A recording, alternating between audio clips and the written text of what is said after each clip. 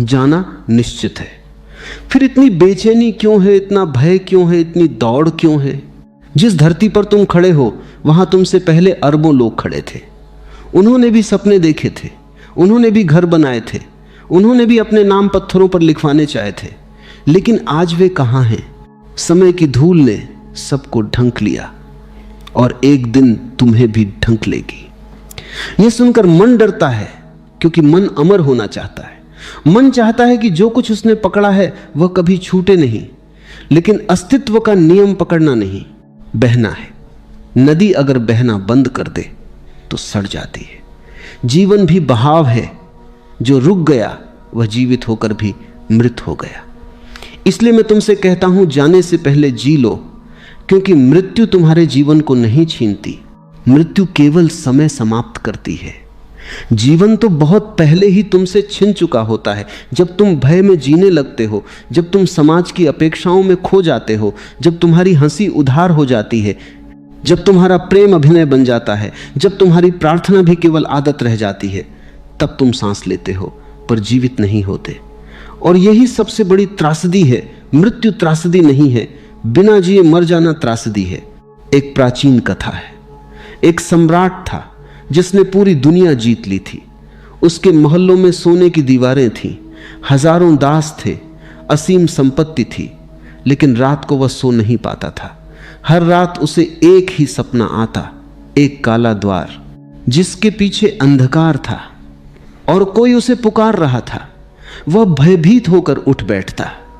उसने ज्योतिषियों को बुलाया, तांत्रिकों को बुलाया, विद्वानों को बुलाया, लेकिन कोई उसका भय मिटा नहीं पाया। फिर एक दिन जंगल से एक फकीर आया। वह हंसा और बोला, तुम्हारा भय मृत्यु का नहीं है, तुम्हारा भय इस बात का है कि तुमने जीवन को कभी जाना ही नहीं। तुमने केवल संग्रह किया है। जिसने जीवन जिया हो वह मृत्यु को भी उत्सव की तरह स्वीकार करता है।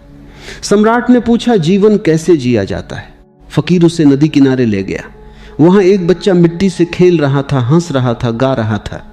फकीर बोला, देखो यह बच्चा सम्राट नहीं है, लेकिन तुमसे अधिक जीवित है, क्योंकि यह इस क्षण में है। इसे कल की चिंता नहीं, इसे मृत्यु का भय नहीं, यह अभी में है, और जो अभी में उतर गया वह अमर हो गया। सम्राट रो पड़ा, क्योंकि पहली बार उसे एहसास हुआ कि उसने पूरी दुनिया जीत ली, लेकिन स्वयं को हार गया। मनुष्य का सबसे बड़ा भ्रम यह है कि वह सोचता है उसके पास बहुत समय है, इसलिए वह प्रेम को टालता है, ध्यान को टालता है, मौन को टालता है, जीवन को टालता है। वह सोचता है कल जी लूंगा, लेकिन कल कभी आता नहीं। जब कल आता है उसका नाम आज होता है, और आज भी वह उसी तरह भागता रहता है। यही मन का जाल है। मन हमेशा भविष्य में रहता है, क्योंकि वर्तमान में आते ही उसका अस्तित्व टूटने लगता है।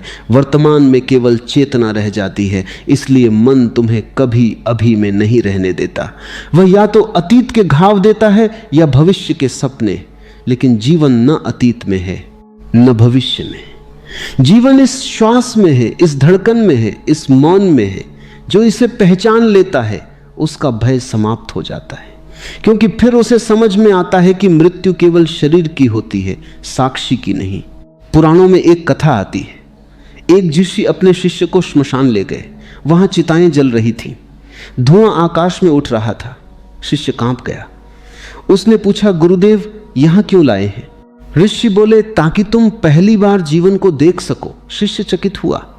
ऋषि बोले, जो मृत्यु को नहीं देखता वह जीवन को भी नहीं देख सकता, क्योंकि मृत्यु ही जीवन को गहराई देती है। यदि मृत्यु न हो तो जीवन का कोई मूल्य न रहे। सोचो, यदि तुम्हें पता हो कि तुम कभी मरोगे ही नहीं, तो क्या तुम किसी फूल को प्रेम से देखोगे? क्या किसी सूर्यास्त को महसूस करोगे? क्या किसी को गले लगाते समय आंखें नम होंगी? नहीं, क्योंकि तब सब अनंत हो जाएगा। मृत्यु ही जीवन को सुंदर बनाती है। मृत्यु ही हर क्षण को अनमोल बनाती है। इसलिए मृत्यु शत्रु नहीं है, वह सबसे बड़ी गुरु है। वह हर पल कह रही है, जागो, समय कम है। लेकिन मनुष्य सुनता नहीं। वह छोटी छोटी बातों में अपना जीवन नष्ट कर देता है। कोई अपमान कर दे तो वर्षों तक जलता रहता है। कोई छोड़कर चला जाए तो टूट जाता है। कोई इच्छा पूरी न हो तो दुखी हो जाता है। और इसी सब में जीवन समाप्त हो जाता है। कभी शांत बैठकर उसने स्वयं से पूछा ही नहीं, मैं कौन हूं, मैं क्यों भाग रहा हूं, मैं क्या खोज रहा हूं। क्योंकि यदि वह सच में पूछ ले तो उसकी पूरी दुनिया बदल जाएगी। तब उसे दिखाई देगा कि वह जिस सुख के पीछे भाग रहा था वह बाहर कहीं है ही नहीं। सुख भीतर की अवस्था है, मौन की सुगंध है, जागृति की रोशनी है, और यह तभी मिलती है जब व्यक्ति रुकता है, जब वह अपने भीतर उतरता है। एक बूढ़ा साधु था। लोग उससे पूछते, आप हमेशा इतने शांत कैसे रहते? वह मुस्कुराता और कहता, मैं हर सुबह अपने आप से कहता हूं, शायद यह मेरा अंतिम दिन है, इसलिए मैं किसी से घृणा नहीं करता, किसी से लड़ता नहीं, किसी बात को पकड़कर नहीं बैठता। मैं हर क्षण को ऐसे जीता हूं जैसे यह अंतिम हो। यही जीने की कला है। जो हर पल को अंतिम समझकर जीता है वही पूर्णता से जीता है, क्योंकि तब वह अधूरा नहीं रहता।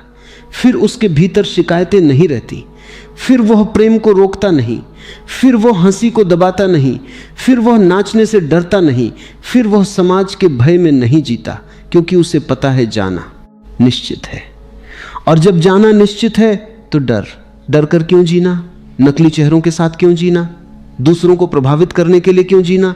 क्यों ना वैसा जिया जाए जैसा अस्तित्व ने तुम्हें बनाया है। जब तुम मौन में उतरोगे तब पहली बार महसूस होगा कि जीवन कितना अद्भुत है।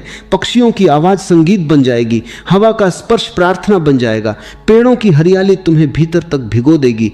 तब तुम समझोगे कि आनंद किसी उपलब्धि में नहीं था, आनंद तो हमेशा यही था, लेकिन तुम्हारा मन इतना शोर से भरा था कि तुम सुन नहीं पाए। और यही ध्यान का अर्थ है, भीतर के शोर को देखना, उसे दबाना नहीं, उससे लड़ना नहीं, केवल देखना। धीरे धीरे विचार शांत होने लगते हैं, और जब विचार शांत होते हैं तब तुम्हारे भीतर एक नया आकाश खुलता है। वहां न मृत्यु है न भय, वहां केवल साक्षी है, शुद्ध चेतना। वही तुम्हारा वास्तविक स्वरूप है। वही कभी जन्मा नहीं, इसलिए कभी मर भी नहीं सकता। इसलिए मैं तुमसे कहता हूं, मृत्यु से पहले मरना सीखो। अहंकार को मरने दो, झूठी पहचान को मरने दो, दूसरों की स्वीकृति की भूख को मरने दो, क्योंकि जो भीतर से मर गया वही पहली बार जन्म लेता है, वही मुक्त होता है, वही हल्का हो जाता है। और फिर जब वास्तविक मृत्यु आती है वह मुस्कुराकर उसका स्वागत करता है, क्योंकि उसे पता है ये अंत नहीं, केवल एक परिवर्तन है। जैसे सांप केंचुल छोड़ देता है, जैसे वृक्ष पुराने पत्ते गिरा देता है, वैसे ही चेतना शरीर छोड़ देती है, लेकिन जीवन चलता रहता है, अस्तित्व चलता रहता है। और जिस दिन तुम ये समझ जाओगे कि जाना निश्चित है, उसी दिन तुम्हारे भीतर जीने की आग पैदा होगी। तब तुम हर सुबह को उत्सव की तरह जियोगे, हर व्यक्ति को आखिरी बार मिलने की तरह देखोगे, हर भोजन को प्रसाद की तरह स्वीकार करोगे, हर श्वास को धन्यवाद की तरह महसूस करोगे। तब जीवन साधारण नहीं रहेगा। तब चलना भी ध्यान होगा, बोलना भी ध्यान होगा, मौन भी ध्यान होगा। तब तुम्हारे भीतर एक ऐसी शांति जन्म लेगी जिसे कोई छीन नहीं सकता, क्योंकि वह बाहर की चीज नहीं, तुम्हारे अस्तित्व की सुगंध है। और वही सुगंध मृत्यु के पार भी साथ जाती है। मनुष्य अजीब है, वह मृत्यु से बचने के लिए पूरी जिंदगी तैयारी करता रहता है, लेकिन जीने की तैयारी कभी नहीं करता। वह अपने घर को सुरक्षित बनाता है, अपने भविष्य को सुरक्षित बनाता है, अपने बैंक भरता है, रिश्तों को बांध कर रखना चाहता है, नाम कमाना चाहता है, पहचान बनाना चाहता है। लेकिन जिसने स्वयं को ही नहीं जाना, उसकी सारी सुरक्षा केवल रेत का महल है। एक लहर आएगी और सब बह जाएगा, और वह लहर निश्चित है। उसे तुम मृत्यु कहते हो, लेकिन अस्तित्व उसे अंत नहीं मानता। अंत केवल उस व्यक्ति के लिए है जिसने जीवन को कभी छुआ ही नहीं, जिसने केवल समय काटा वही मरता है। जिसने सच में जिया वह मृत्यु में भी प्रवेश करता है। जैसे कोई गहरी नींद में उतरता है, शांत, सहज, निर्विरोध। तुमने कभी गौर किया? बचपन में छोटी सी चीजों में आनंद था, मिट्टी में खेलना भी उत्सव था, बारिश में भीगना भी उत्सव था, पेड़ों को देखना भी चमत्कार था। तब तुम्हारे पास कुछ नहीं था, फिर भी आनंद था। आज तुम्हारे पास बहुत कुछ है, लेकिन भीतर खालीपन है। क्यों? क्योंकि बचपन में तुम वर्तमान में थे। तब तुम्हारे भीतर मन का बोझ नहीं था, तुम भविष्य नहीं ढो रहे थे, तुम किसी छवि को बचाने में व्यस्त नहीं थे। लेकिन धीरे धीरे समाज ने तुम्हें सिखाया कि जैसे हो वैसे मत रहो, किसी और जैसे बनो, सफल बनो, बड़ा बनो, दूसरों से आगे निकलो। और उसी दिन तुम्हारी सहजता मरनी शुरू हो गई। तुमने जीवन को जीना छोड़ दिया और तुलना का बोझ उठा लिया। यही कारण है कि पूरी दुनिया दुखी है। लोग थके हुए हैं क्योंकि वे स्वयं को नहीं जी रहे, वे अभिनय कर रहे हैं। एक सूफी कथा है, एक व्यक्ति रोज मंदिर जाता था, घंटों प्रार्थना करता था, मंत्र पढ़ता था, दान देता था। लोग उसे बड़ा धार्मिक मानते थे, लेकिन भीतर वह हमेशा भयभीत रहता था। एक दिन उसने एक फकीर से पूछा, मैं इतना धर्म करता हूं, फिर भी मुझे शांति क्यों नहीं मिलती? फकीर उसे नदी के किनारे ले गया और अचानक उसका सिर पानी में डुबो दिया। वह आदमी छटपटाने लगा। कुछ देर बाद फकीर ने उसे बाहर निकाला। आदमी क्रोध में भर गया। फकीर ने पूछा, जब तुम्हारा सिर पानी में था तब तुम्हें सबसे अधिक क्या चाहिए था? उसने कहा, सिर्फ एक सांस। फकीर हंसा और बोला, जिस दिन सत्य की प्यास तुम्हारे भीतर सांस जैसी हो जाएगी, उसी दिन शांति मिल जाएगी। अभी तुम्हारी प्रार्थना भी केवल दिखावा है, तुम भगवान को भी एक सौदे की तरह इस्तेमाल कर रहे हो। यह सुनकर वह आदमी मौन हो गया, क्योंकि पहली बार किसी ने उसके भीतर की सच्चाई को उजागर किया था। जीवन को जानने के लिए ईमानदार होना पड़ता है, और ईमानदारी सबसे कठिन तपस्या है, क्योंकि मनुष्य दुनिया से कम, स्वयं से अधिक झूठ बोलता है। वह कहता है मैं खुश हूं, जबकि भीतर रो रहा होता है। वो कहता है मुझे फर्क नहीं पड़ता, जबकि भीतर टूट रहा होता है। वो कहता है मैं धार्मिक हूं, जबकि भीतर केवल भय होता है। और जब तक ये झूठ चलता रहेगा, तब तक चेतना का द्वार नहीं खुलेगा। सत्य हमेशा नग्न होता है, इसलिए जो स्वयं को देखने का साहस कर लेता है वही जाग सकता है। बाकी लोग सपनों में जीते हैं।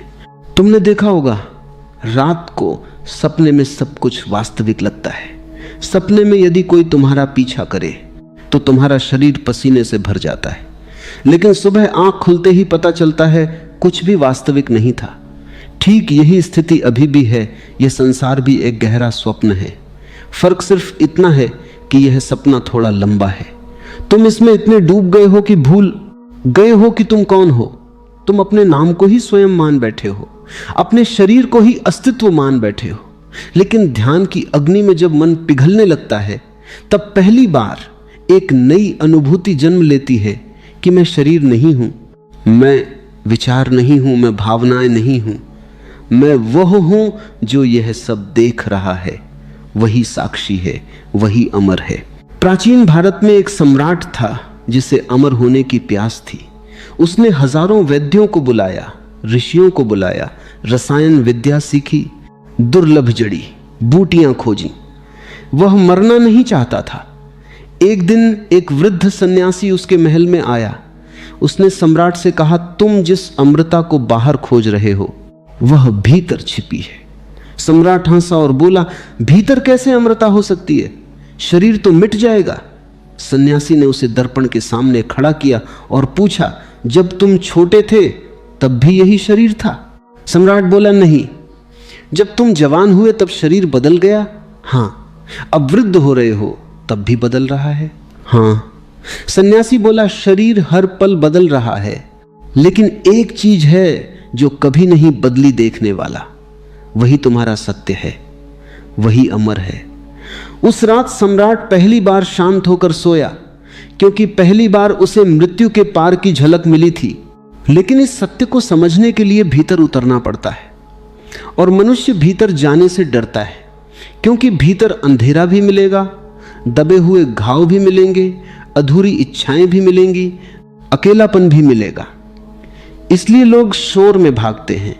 कोई मनोरंजन में खो जाता है, कोई धन में, कोई संबंधों में, कोई धर्म के दिखावे में, लेकिन भागने से सत्य नहीं बदलता।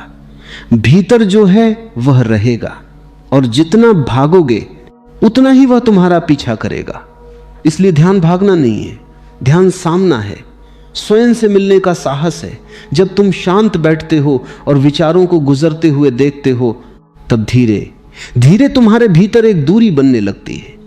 पहले तुम क्रोधी थे, अब तुम क्रोध को देखने लगते हो। पहले तुम दुखी थे, अब तुम दुख को देखने लगते हो। और जिस क्षण देखने वाला अलग हो गया, उसी क्षण मुक्ति की शुरुआत हो गई, क्योंकि अब तुम मन नहीं रहे, अब तुम उसके साक्षी हो। और यही साक्षी भाव जीवन का सबसे बड़ा रहस्य है। जिसने इसे जान लिया, उसके लिए संसार बदल जाता है। वही बाजार में रहकर भी भीतर शांत रहता है, वही भीड़ में रहकर भी अकेला नहीं होता, वही मृत्यु को देखकर भी कांपता नहीं। एक जैन गुरु मरने वाले थे, उनके शिष्य रोने लगे। गुरु हंसे और बोले, तुम क्यों रो रहे हो? मैंने जीवन को पूरी तरह जिया है, अब मृत्यु भी एक नया अनुभव होगी। शिष्यों ने पूछा, क्या आपको भय नहीं लगता? गुरु बोले, भय उसे लगता है जिसने जीवन अधूरा जिया हो, जिसने हर पल को पूर्णता से जिया। उसके लिए मृत्यु केवल एक और द्वार है। और यह कहकर उन्होंने आंखें बंद कर ली। उनके चेहरे पर ऐसी शांति थी कि शिष्य रोते रोते मौन हो गए, क्योंकि पहली बार उन्होंने किसी को मृत्यु में भी उत्सव मनाते देखा था। तुम भी ऐसा जीवन जी सकते हो, लेकिन उसके लिए तुम्हें समाज की नींद से बाहर आना होगा। तुम्हें अपनी आंखें खोलनी होंगी। तुम्हें यह देखना होगा कि जो कुछ तुम पकड़कर बैठे हो वह सब छूट जाएगा।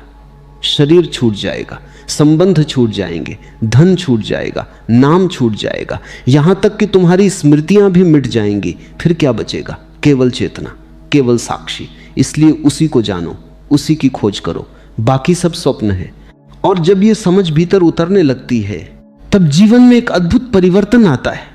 तब तुम लोगों को इस्तेमाल करना बंद कर देते हो और प्रेम करना शुरू कर देते हो। तब तुम समय को मारना बंद कर देते हो और हर क्षण को जीना शुरू कर देते हो। तब तुम्हारे भीतर शिकायतें कम होने लगती हैं, क्योंकि तुम्हें दिखाई देने लगता है कि जीवन बहुत छोटा है। नफरत के लिए समय नहीं है, क्रोध के लिए समय नहीं है, अहंकार के लिए समय नहीं है, केवल प्रेम के लिए समय है, केवल जागने के लिए समय है। इसलिए जब अगली बार सूरज उगे तो उसे ऐसे देखना जैसे पहली बार देख रहे हो। जब हवा तुम्हें छुए तो उसे ऐसे महसूस करना जैसे अस्तित्व तुम्हें गले लगा रहा हो। जब किसी से मिलो तो ऐसे मिलो जैसे यह अंतिम मुलाकात हो सकती है, क्योंकि सच यही है, कुछ भी निश्चित नहीं सिवाय जाने के। और यही सत्य जीवन को गहराई देता है। यही सत्य तुम्हें जगाने आया है। जाना निश्चित है, इसलिए जल्दी मत करो, लेकिन सो भी मत। धीरे चलो मगर जाग कर चलो। प्रेम करो मगर पकड़ो मत। संसार में रहो मगर संसार को अपने भीतर मत बसने दो, क्योंकि जिस दिन भीतर मौन उतर आया, उसी दिन तुमने जीवन का रहस्य जान लिया। और जिसने जीवन का रहस्य जान लिया, उसके लिए मृत्यु भी एक मधुर संगीत बन जाती है।